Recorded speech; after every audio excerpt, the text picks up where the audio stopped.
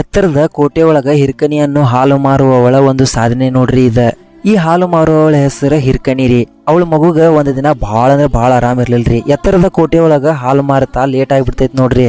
ಅಷ್ಟು ಎತ್ತರದ ಕೋಟೆ ಒಳಗ ಸಂಜೆ ಟೈಮ್ ದ್ವಾರ ಬಾಗ್ಲ ಮುಚ್ಚಬೇಕಂತ ಕೆಸ ಛತ್ರಪತಿ ಮಹಾರಾಜರ ಆಜ್ಞೆ ಆಗಿರ್ತೈತ್ರಿ.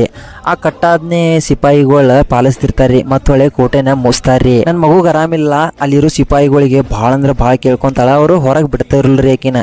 ಆರಾಮಿಲ್ಲದ ಮಗು ಅಲ್ಲ, ಅಲ್ಲಿ ಏನಾಗಿತ್ತು ಏನು ಅಂತ ಕೇಸ ತಾಯಿ ಜೀವ ರೀ ಹೆಂಗೆ ತಡಿತೈತೆ ಅಂತ ಕೇಸ ಅಲ್ಲಿರೋರಿಗೆ ಭಾಳ ಅಂದ್ರೆ ಭಾಳ ರಿಕ್ವೆಸ್ಟ್ ಮಾಡ್ಕೋತಾಳೆ. ಬಟ್ ಅವ್ರು ಅದನ್ನು ಎಕ್ಸೆಪ್ಟ್ ಮಾಡ್ಕೋದಿಲ್ಲ. ಆಮೇಲೆ ಅವ್ರಿಗೆ ಸ್ವಲ್ಪ ಹೊಡೆದು ಅಷ್ಟು ದೊಡ್ಡದಾದ ಕೋಟೆನ ಒಬ್ಬೇಕಿನ ಗುಡ್ಡ ಇಳಿದ ಗ್ಯಾಸ್ ಆರಾಮಿಲ್ಲದ ಮಗುವನ್ನ ಪಾಲನೆ ಮಾಡ್ತಾಳ್ರಿ ಮನೆಗೆ ಬಂದ. ಈ ಸಾಧನೆ ಮಾಡಿರೋ ಹಿರ್ಕಣಿನ ಮರನೇ ದಿವಸ ಶಿವಾಜಿ ಮಹಾರಾಜಿಗೆ ಗೊತ್ತಾಕೈತ್ರಿ. ಆಮೇಲೆ ಆಕಿನ ಕರಿಸಿ ಪ್ರಶಂಸೆ ಮಾಡ್ತಾನ್ರಿ. ಮತ್ ಹೊಳ್ಳಿ ಅದಕ್ಕೆ ಹಿರ್ಕಣಿ ಬುರ್ಜ್ ಅಂತೇಳಿ ಹೆಸರು ಕೊಡ್ತಾನ್ರಿ.